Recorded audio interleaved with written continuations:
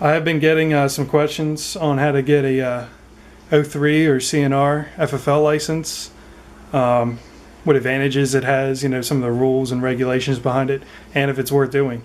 So I'm going to try to make this video to help those people that are looking into an FFL license, C&R license to be exact, and aren't really sure on all the rules behind it. So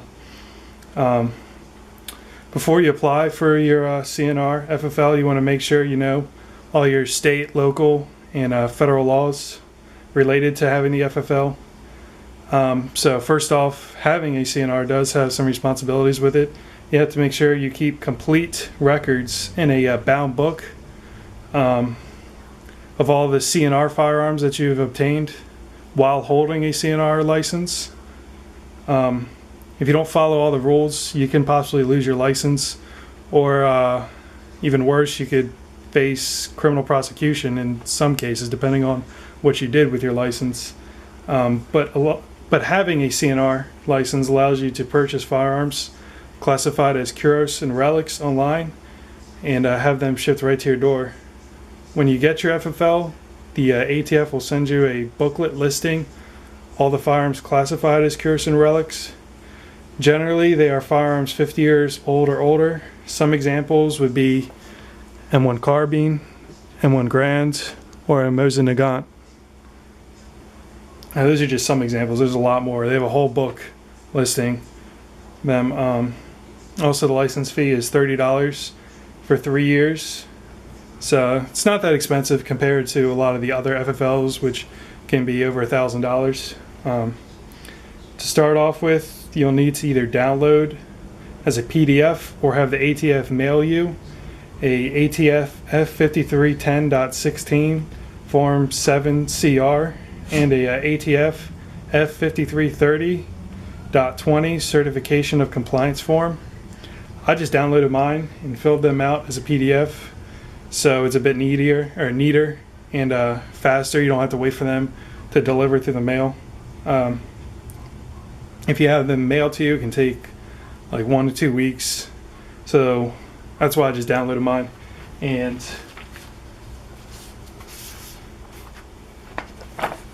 that's the Form 7CR 5310.16. And there's the other copy. This one goes to the ATF. This one you just mail to your local law enforcement or chief law enforcement officer. They don't do anything. That's just notification purposes for them. That's required just to send it to them, and that's it. But yeah, this copy goes to the ATF, and this is the certification of compliance form. It's the same form that you would fill out for a Class 3 or Title 2 firearm. So yeah, so you can see in the form, it's pretty basic. Your name, last name, first name, middle name, the applicant's address. I'm pretty sure this is where the collecting activities are to take place, and this would be your mailing address. Then you just put in name of county, telephone number, trade or business name. This is not a license to sell firearms. This is only for collecting purposes. So you can get in trouble if you obtain firearms with your license and then sell them as if you were a business. Then you put individual, corporation, partnership, or other. I did individual. I'm pretty sure it has to be an individual, I think, because it is a collecting license. And you put your credit card information.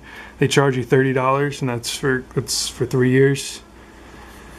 And then down to here, the people that would be holding the license, name, position, social security number, home address, country of citizenship, place of birth, date of birth, race, sex, residence, telephone number. So just some basic information, and it continues over there.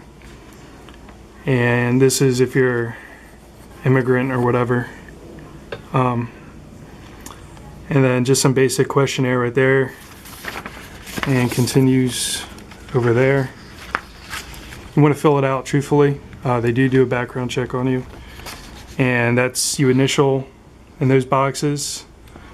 saying that you will be in compliance with all the rules and regulations once you get your license, and then the name of your chief law enforcement officer, and then sign it.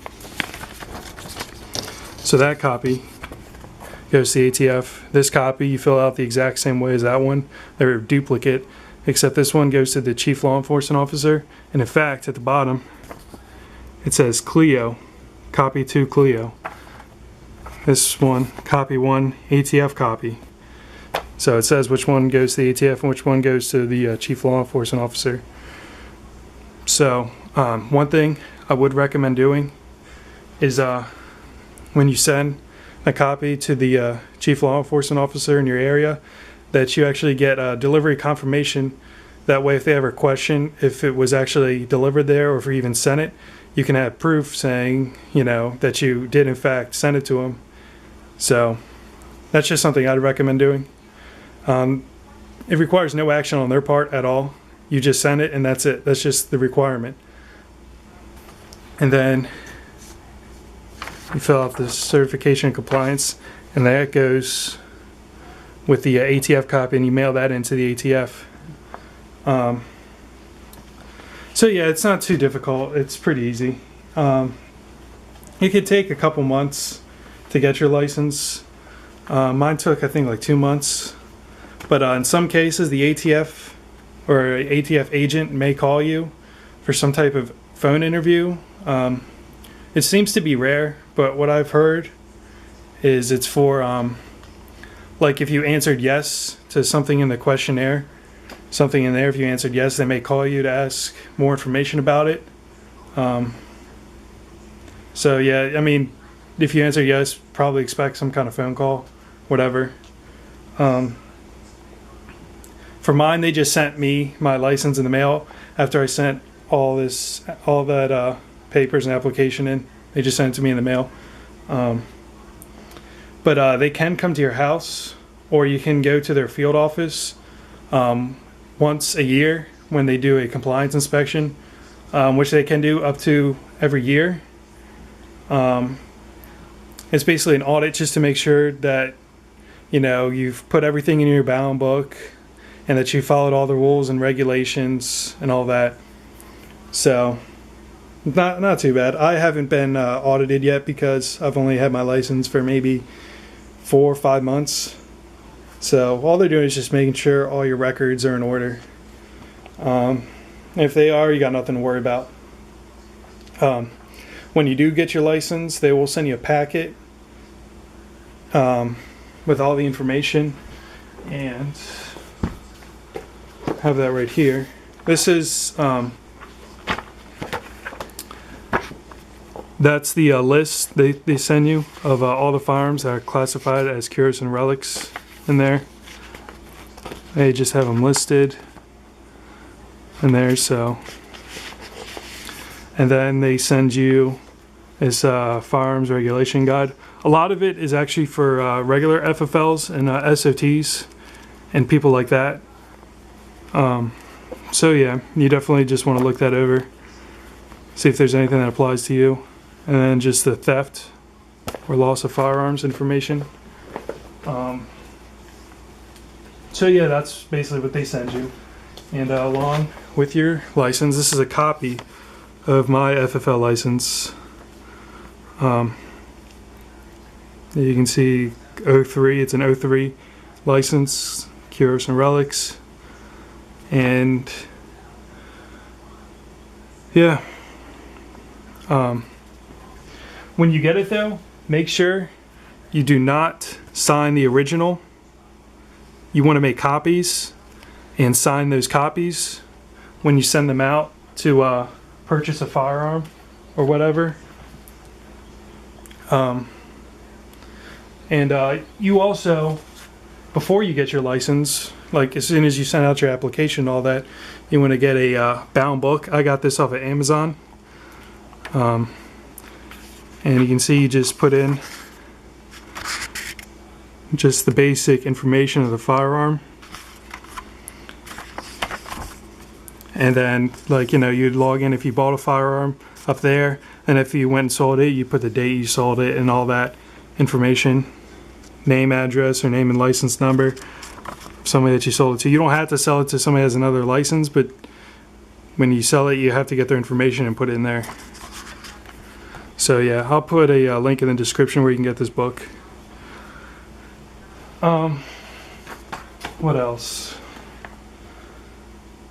You want to make sure you always are up to date. You don't if you buy a firearm online, you want to make sure as soon as you get it, you put in the information in, not wait a couple weeks and then put the information in.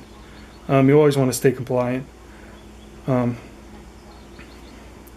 But for the FFL license, you want to make copies and send it in to companies that recognize C&R FFLs. I know there's a bunch of companies that do, like Classic Firearms and AIM Surplus. They'll accept these.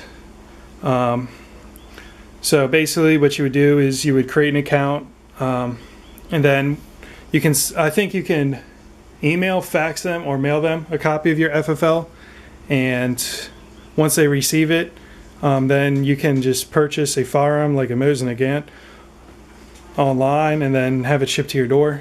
It's as simple as that. But yeah, you want to make sure you do not sign the original. Also, another thing is you want to record C&R firearms that you buy even without using your license. So say if you go and buy an M1 Garand somewhere at a gun shop and you have a C&R firearms license but you didn't use it to buy it, you still have to record that into your bound book because you bought it while you're holding a firearm. But if it's not a C&R gun, like a Glock or whatever, then that doesn't have to be in your bound book. So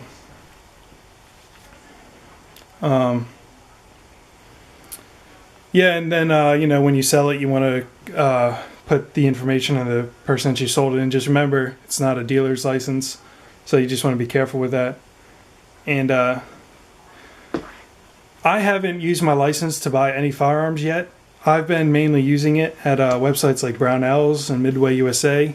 If you have a C&R FFL license, you can actually create a dealer account with them, and you can get discounts and stuff like that. So it basically pays for the license itself. So yeah, that's what I've been mainly using it for right now. I'll probably buy some C&R firearms license or C&R firearms with my license if I see a good deal on something. Also, when your license gets close to expiring, the ATF will usually send you a renewal packet, which I'll probably do. It's only $30, and the discounts that I've gotten have made it worthwhile already. Yeah, so that's basically it on the C&R FFL. Like I said, I've only had it for like 4 months. So that's just, when I was researching it, that's just some of the information I found. So I thought I'd just pass that along. If you have any questions or comments, just feel free to let me know. Either send me a message or in the comments or whatever. I am still new to this, but I'm learning every day more and more about having a FFL. Eventually, I would like to get a like an 01 FFL license and set up a home dealer, something like that. I've heard of people doing that. I think that'd be pretty cool, but that's for another time. So yeah, thanks for watching.